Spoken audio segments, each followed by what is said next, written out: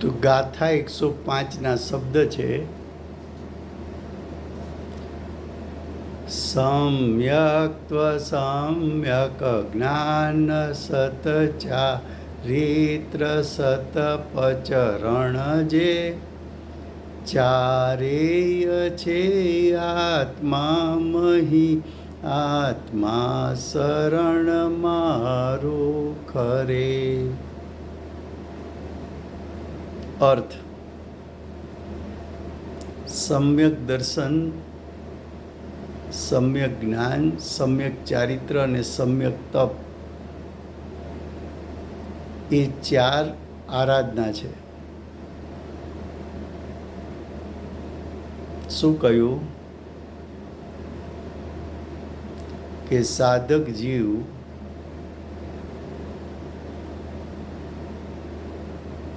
સમાધિ મરણના કાળે આરાધન કોનું કરે? તો કે આરાધન સમ્યક દર્શન, સમ્યક જ્ઞાન, સમ્યક ચારિત્ર અને સમ્યક તપનું આરાધન કરે છે.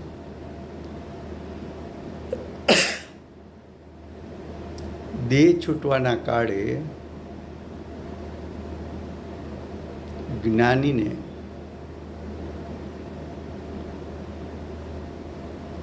મારો ત્રિકાળ શુદ્ધાત્મા શરીરથી પૃથક છે, દ્રવ્ય ક્ષેત્ર કાળભાવથી ભિન્ન છે, આત્માના દ્રવ્ય ક્ષેત્ર કાળભાવ અને શરીરના દ્રવ્ય ક્ષેત્ર કાળભાવ એનાથી ભિન્ન છે એવું નિર્વિકલ્પ અને સવિકલ્પ શ્રદ્ધાન વર્તે છે. સમ્યક દ્રષ્ટિને મરણના કાળે પણ મારો ત્રિકાળ શુદ્ધાત્મા અને મારી દશામાં ઉત્પન્ન થતો વિભાવ બંને વચ્ચે અન્યત્વ છે, બંને વચ્ચે જુદાઈ છે એવું ભેદરૂપ શ્રદ્ધાન વર્તે છે.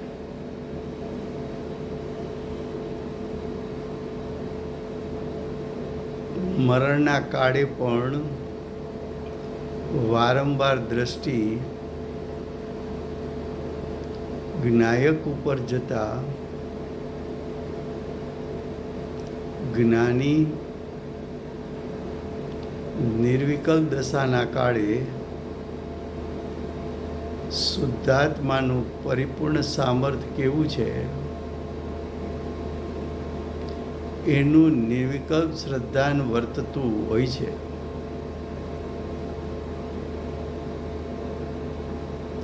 મરણના કાળે નિર્વિકલ્પ દશાઓ કે સવિકલ્પ દશાઓ હું જ્ઞાયક છું, દેહ કે વિભાવ તે હું નથી, હું જ્ઞાયક છું, હું જ્ઞાયક છું એવું સાતત્યપણે ભેદરૂપ શ્રદ્ધાન જ્ઞાનીને વર્તે છે. એને સમ્યક દર્શન કહેવામાં આવે છે.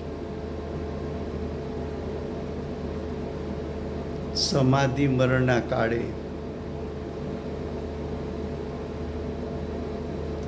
જ્ઞાયક સ્વભાવ પ્રતીતમાં આવવો, અનુભવમાં આવવો, એનું શક્તિરૂપ સામર્થ્ય, એની પરિપૂર્ણતાનું શ્રદ્ધાન રહેવું, હું જ્ઞાયક છું એવું શ્રદ્ધાન રહેવું, દેહથી ને વિભાવથી હું ભીન છું એવું શ્રદ્ધાન રહેવું, એને સમાધિ મરણના કાળનું આરાધન કહેવામાં આવે છે. હવે સમ્યક જ્ઞાન. સમ્યક જ્ઞાન નિર્વિકલ્પ જ્ઞાન છે. અનુભૂતિના કાળે ઉત્પન્ન થયેલું જ્ઞાન છે. મરણ કાળે જ્ઞાનીનો જ્ઞાન હું શુદ્ધાત્મા છું અને દેહથી 8 કર્મોથી દ્રવ્ય ક્ષેત્ર કાળ ભાવે હું ભીન છું એવું ભેદ જ્ઞાન સમાધિ મરણના કાળે પણ જ્ઞાનીને વર્તે છે. જ્ઞાનીને હું ત્રિકાળ પરિપૂર્ણ શુદ્ધાત્મા છું, મારા પરિણામમાં જે અશુદ્ધતા છે એનાથી મારો જ્ઞાયક ભીન છે એવું ભેદરૂપ જ્ઞાન જ્ઞાનીને વર્તે છે. અનુભૂતિના કાળે પણ જ્ઞાનીનો ઉપયોગ એટલે કે પ્રજ્ઞા છીણી વર્તતી હોવાથી ત્રિકાળ શુદ્ધાત્મા અને દેહની ભિન્નતા, ત્રિકાળ શુદ્ધાત્મા અને વિભાવની ભિન્નતા જેના જ્ઞાનમાં વર્તે છે, આત્મ સ્વભાવને સ્વભાવ તરીકે જાણે, વિભાવને ક્ષણિક વિભાવ તરીકે જાણે,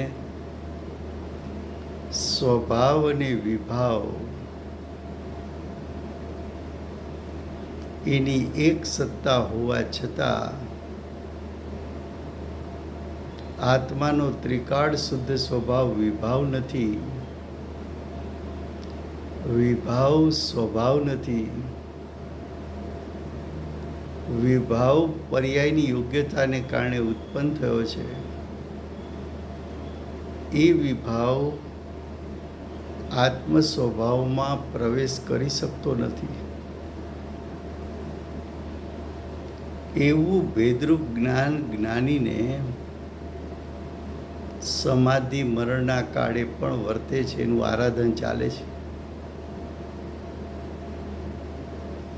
હવે કે છે સમ્યક ચારિત્ર.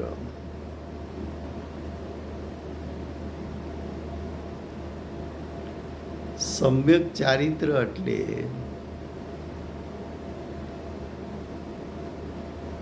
શ્રદ્ધાન અને જ્ઞાનપૂર્વક જ્ઞાનીનો ઉપયોગ આત્મ સ્વભાવમાં સ્થિરતા પામતા મોહ રાગ દ્વેષ બળી જતા વિતરાગતા વધતી જતી હોવાથી એવી આત્મસ્થિરતા એને સમ્યક ચારિત્ર કહે છે. જ્ઞાની સમાધિ મરણના કાળે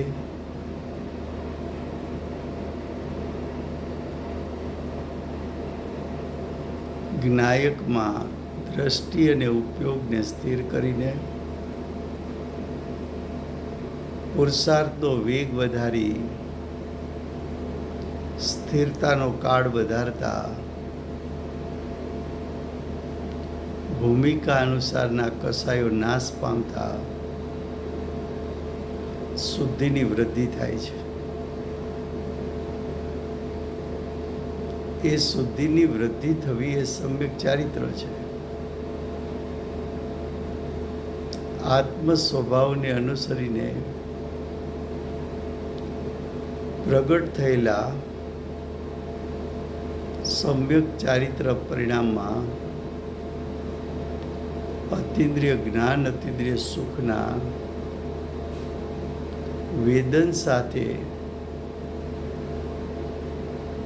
પોતાના પરિણામમાંથી કસાયરૂપ અશુદ્ધતા નાશ થતા જ્ઞાનીના પરિણામની નિર્મળતા વધતી જાય છે. જ્ઞાની સમાધિ મરણના કાળે પણ સ્વભાવના લક્ષ્યે સમ્યક દર્શન, સમ્યક જ્ઞાનપૂર્વક ચારિત્રમાં શુદ્ધતા વધારતી જવી એને સમ્યક ચારિત્ર કહે છે. આવું સમ્યક દર્શન, સમ્યક જ્ઞાન, સમ્યક ચારિત્ર એની સાથે સાથે સમ્યક પ્રકારનું તપ છે. તપ એટલે પ્રતપન. પ્રતપન એટલે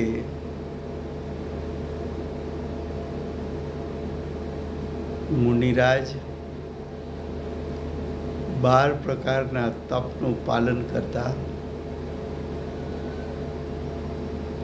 આત્મસ્થિરતા વધતા,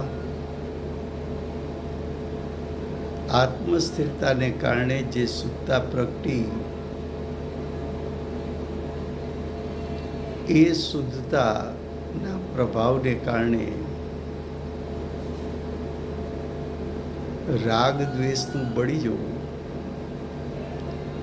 કસાય નો બળી જવું અને સત્તામાં પડેલા કર્મ, ઉદયમાં આવતા કર્મ, નવા બંધાતા કર્મ એના સ્થિતિ અનુભાગ નષ્ટ થવા એને સમ્યક તપ કહેવામાં આવે છે. સમાધિ મરણના કાળે જ્ઞાની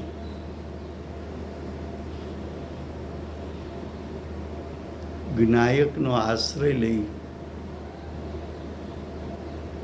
સમ્યક દર્શન, સમ્યક જ્ઞાન, સમ્યક ચારિત્ર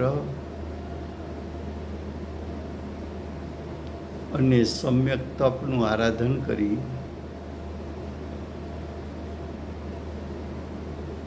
એવી ભાવના ભાવે છે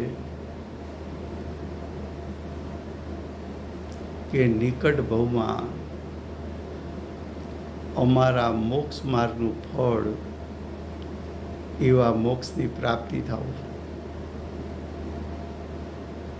જ્ઞાનીને મરણના કાળે શરણ કોનું છે?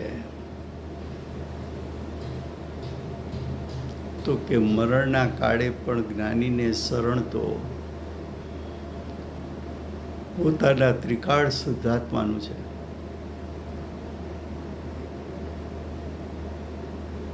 મરણ કાળે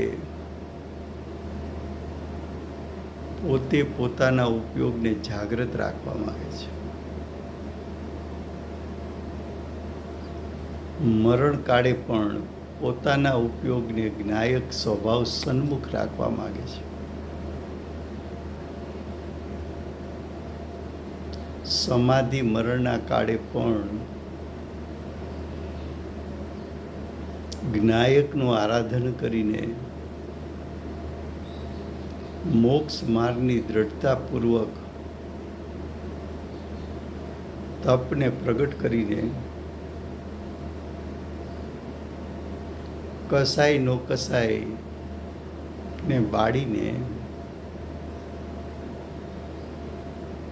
કર્મોના સ્થિતિ અનુભાગને બાળી નાખીને જ્ઞાની મોક્ષ માર્ગમાં આગળ વધે છે. આવું આરાધન જ્ઞાનીને હોય છે. આવું સમાધિ મરણ એ જ્ઞાનીને હોય છે.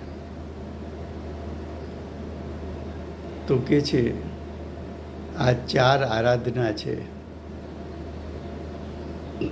4 આરાધના કહેતા સમ્યક દર્શન, સમ્યક જ્ઞાન, સમ્યક ચારિત્ર અને સમ્યક તપ.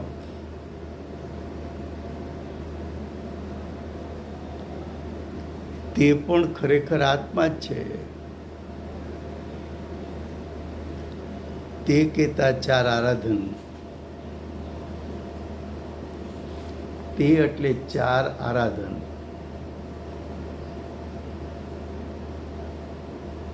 એને આત્મા કયો. કેમ? તો કે 4 આરાધન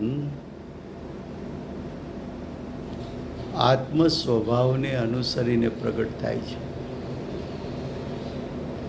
એ 4 આરાધન આત્મ સ્વભાવના અવલંબને પ્રગટ થાય છે. એ 4 આરાધનમાં આત્મ સ્વભાવનું શરણ છે. તો જ્ઞાનીને સમાધિ મરણના કાળે પણ શરણભૂત તો જ્ઞાયક છે.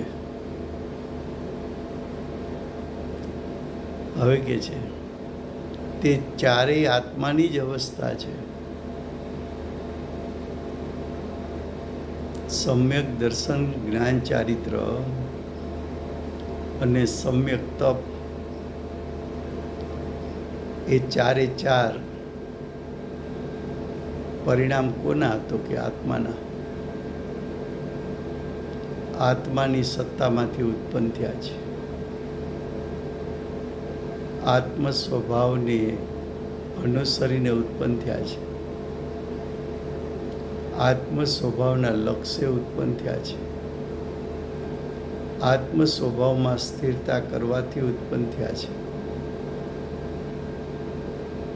આત્માની સત્તામાં અસંખ્યાત પ્રદેશેથી જ ઉત્પન્ન થયા છે. એનો કર્તા આત્મા પોતે છે. એનો ભોગતા આત્મા પોતે છે. 4 આરાધનને કારણે પ્રગટ થયેલ અતિન્દ્રિય જ્ઞાન અને અતિન્દ્રિય સુખ એનો ભોગવટો પોતાનો આત્મા જ કરી રહ્યો છે. માટે આત્માની અવસ્થા છે. આત્મ સ્વભાવનું લક્ષ્ય છે. પરનું લક્ષ્ય છૂટી ગયું છે. માટે આત્માના જ પરિણામ છે.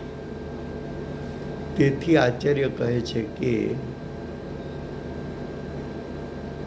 મારે આત્માનું શરણ છે. જ્ઞાનીને દેહનું શરણ નથી. જ્ઞાનીને ઔષધિનું શરણ નથી. જ્ઞાનીને વૈયાવ્રતનું શરણ નથી. જ્ઞાનીને કર્મના ઉદયનું શરણ નથી.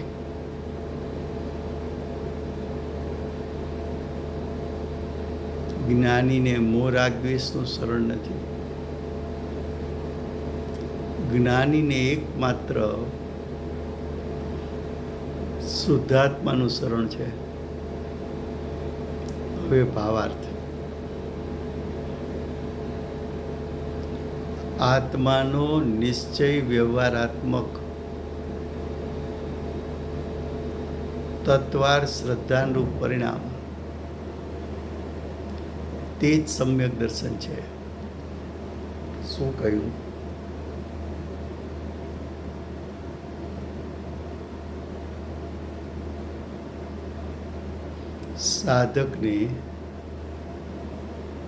સાધકના આત્માને જે મોક્ષ માર્ગ પ્રગટ્યો છે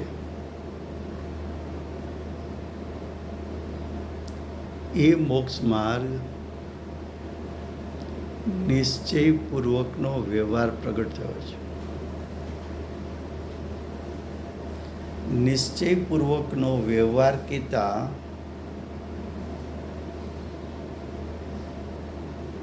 આત્માની શુદ્ધિપૂર્વક અંશે શુભરાગ ઉત્પન્ન થયો છે. એવા જ્ઞાનીને નિર્વિકલ્પ દશાના કાળે તો જ્ઞાયકમાં હું પણ છે, પણ સવિકલ્પ દશાના કાળે પણ હું જ્ઞાયક છું એવું શ્રદ્ધાન છૂટતું નથી. જેમ લૌકિકમાં માતા બાળકને ઘરે મૂકીને જાય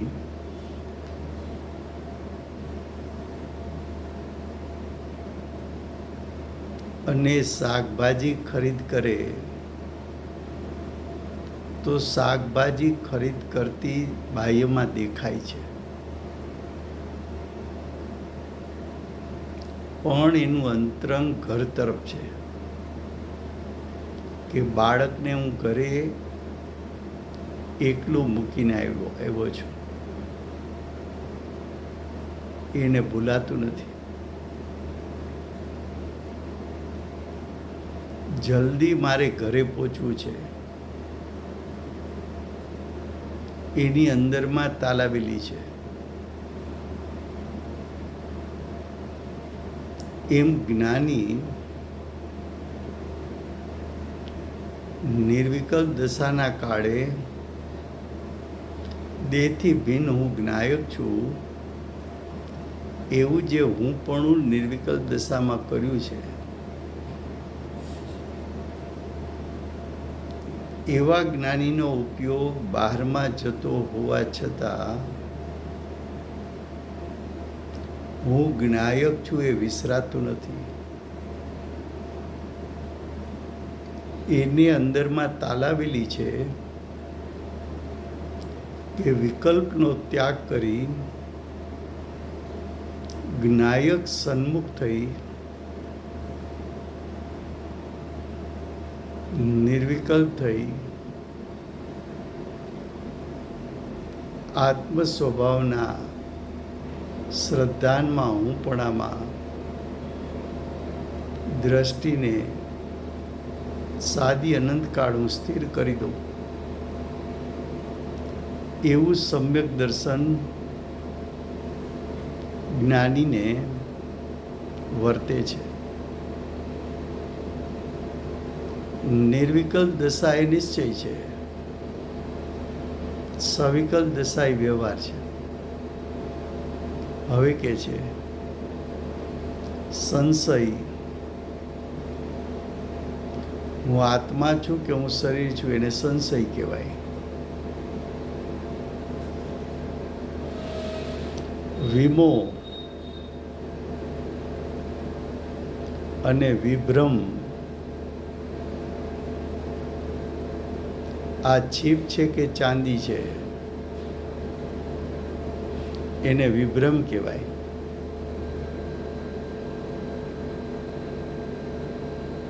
આત્માના સંગમાં શરીર ચેતનવંતું લાગવું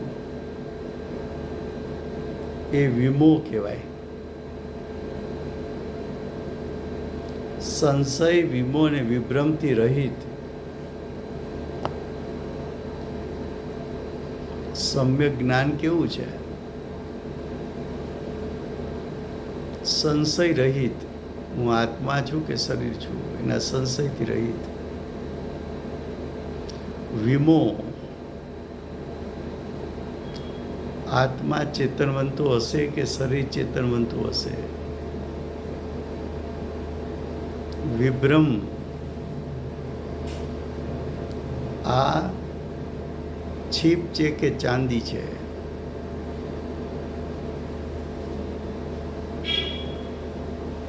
આ ત્રણેયથી રહિત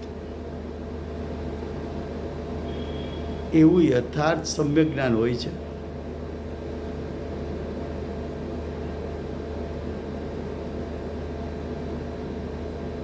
સમ્યક જ્ઞાન કહેતા આત્માની અનુભૂતિના કાળે નિજાત્માનું સ્વરૂપ દ્રવ્યગુણ પર્યાય સહિત જેમ છે તેમ મધ્યસ્થપણે જાણવું. આત્માનું સ્વરૂપ જણાતા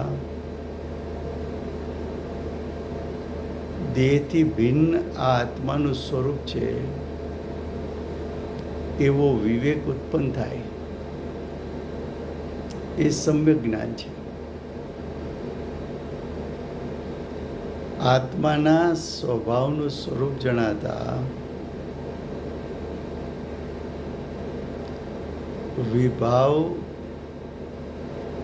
સ્વભાવથી ભિન્ન છે એવું યથાર્થ જ્ઞાન જેને વર્તે છે એ સમ્યક જ્ઞાન છે. સ્વ શું પર શું એનું યથાર્થ જ્ઞાન વર્તે છે તે સમ્યક જ્ઞાન છે.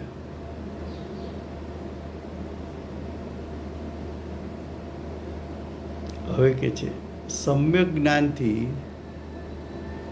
તત્વાર્થને જાણી 7 તત્વો 6 પદાર્થ, 7 તત્વ 9 પદાર્થ, 6 દ્રવ્ય 85 કાય,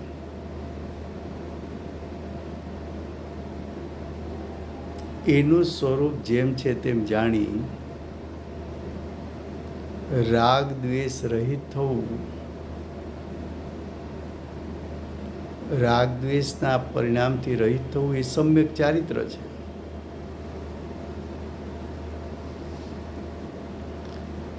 સ્વને સ્વપણે જાણતા અને પરને પરપણે જાણતા જ્ઞાન મધ્યસ્થતા રાગ દ્વેષની ઉત્પત્તિ થતી નથી. કસાય નો કસાયની ઉત્પત્તિ ન થવી એ સમ્યક ચારિત્ર છે. જ્ઞાન મધ્યસ્થતા શુદ્ધિની વૃદ્ધિ થવી એ સમ્યક ચારિત્ર છે. જ્ઞાન મધ્યસ્થતા વિતરાગતાની પ્રગટતા થવી અને રાગ દ્વેષનું છૂટી જવું એ સમ્યક ચારિત્ર છે. તો પોતાની શક્તિ અનુસાર સમ્યક જ્ઞાનપૂર્વક આદર કરી સ્વરૂપને સાધીને સમ્યક તપ પ્રગટ કરવું.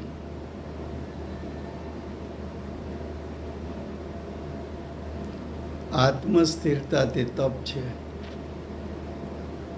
મુનિઓ વન જંગલમાં જઈને એકાંતમાં રહીને પદ્માસન કે ખડગાસન અવસ્થામાં રહીને પોતાના ઉપયોગને દેહ અને 5 ઇન્દ્રિયો પ્રત્યેથી ખસેડીને પોતાના ઉપયોગને આત્મસન્મુખ કરીને પોતાના ત્રિકાળ શુદ્ધાત્મામાં ઉપયોગને સ્થિર કરતા જે શુદ્ધિની વૃદ્ધિની ધારા વધે છે એ શુદ્ધિની વૃદ્ધિ એના પ્રભાવને કારણે કસાયનો કસાયનું બળી જવું, એમના પ્રભાવને કારણે દ્રવ્ય કર્મોની શક્તિ ક્ષીણ થઈ જવી એને સમ્યક તપ કહે છે. આવું સમ્યક દર્શન જ્ઞાન ચારિત્ર અને તપ સમાધિ મરણના કાળે પણ જ્ઞાનીઓને વર્તે છે, આ પ્રકારના ચારેય પરિણામ આત્માના જ છે. તેથી સ્વરૂપને સાધવું એ એક જ આત્મા માટે શરણરૂપ છે. આચાર્ય કહે છે, મારે આત્માનું જ શરણ છે. તેની ભાવનામાં ચારેય આવી ગયા. ચાર કહેતા સમ્યક દર્શન, જ્ઞાન, ચારિત્ર અને તપ, ચારેય આવી ગયા. હવે કે છે, અંતે સલ્લેખનામાં ચાર આરાધનાનું આરાધન કરવાનું કહ્યું છે. સમાધિ મરણ કાળે કોનું આરાધન કરવું? તો કે ચાર પ્રકારના આરાધન છે, એનું આરાધન કરવું. તો ચાર પ્રકારના આરાધન કયા છે? તો કે સમ્યક દર્શન, સમ્યક જ્ઞાન, સમ્યક ચારિત્ર અને સમ્યક તપ. ચારેયનો ઉદ્યોત કરવો એટલે કે ચારેયને પ્રગટાવવું, ચારેયને ઉદ્વન કરવું, ઉદ્વન એટલે વિકસાવવું, ચારેયનું નિર્વહન કરવું એટલે ચારેયની સંભાળ રાખવી, અને ચારેયને સાધન બનાવવું. કરણ એટલે સાધન, એ મોક્ષ માર્ગનું સાધન છે. અને નિસ્તરણ એટલે ચારેયનો વિકાસ કરવો. એમ 5 પ્રકારની આરાધના કહી છે. આરાધનાની આરાધના 5 પ્રકારે. સમ્યક દર્શન, જ્ઞાન, ચારિત્ર અને તપ પ્રગટ કરવું, એનો વિકાસ કરવો, એની સંભાળ રાખવી, એને સાધન બનાવી મોક્ષ પ્રાપ્ત કરવો, અને ચારેયનો વિસ્તાર કરવો એટલે કે વિકાસ કરવો. આ પરિણામ એ આત્માની ભાવના કરવામાં ચારેયની પ્રગટતા થઈ જાય છે. આત્મામાં એકાગ્રતા કરવાથી ચારે ચારનો વિકાસ થઈ જાય છે. હવે કે છે છેલ્લા પેરેગ્રાફમાં, અંતમાં સલ્લેખનામાં 4 આરાધનાનું આરાધન કહ્યું છે. સમ્યક દર્શન, જ્ઞાન, ચારિત્ર, તપ, એ ચારેયનો ઉદ્યોત કરો એટલે કે ચારેયને પ્રગટાવો, ચારેયનું ઉદ્વન એટલે ચારેયનો વિકાસ કરો, ચારેયનું નિર્વહન એટલે ચારેયને સંભાળ રાખો,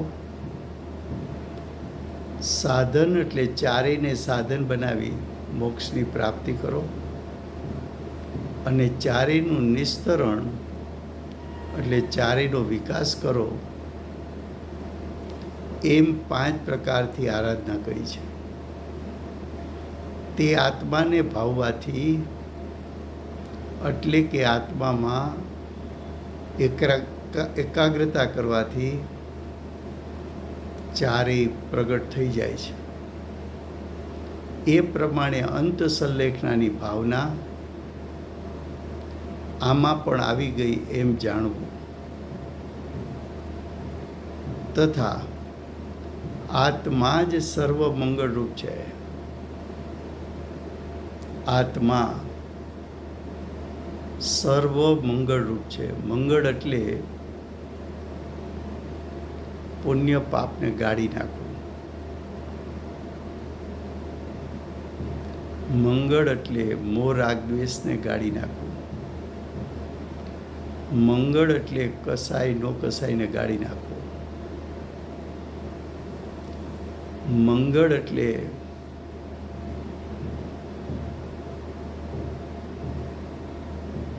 દરેક પ્રકારના વિભાવ અને વિકારને ગાળી નાખવા. તો આત્માનું શરણ લેતા સમાધિ મરણના કાળે જ્ઞાનીઓ આત્મ સ્વભાવનું શરણ લેતા એના સર્વ પ્રકારે પુણ્ય પાપ, આશ્રવબંધ, કસાય નો કસાય, વિભાવ વિકાર ગળી જાય છે, બળી જાય છે. તો સર્વ વિભાવોને બાળવાનું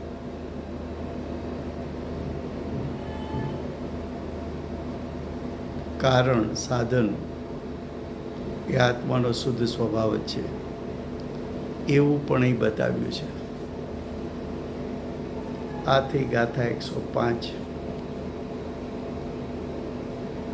106 ગાથા નેક્સ્ટ ટાઈમ ચાલશે. બોલીએ પરમ કૃપાળુ શ્રી સદગુરુ દેવનો જય હો. પ્રસમમૂર્તિ ભગવતી માતનો જય હો. અષ્ટ જીનવાણી માતનો જય હો. પરમ દિગંબર જૈન ધર્મનો જય હો.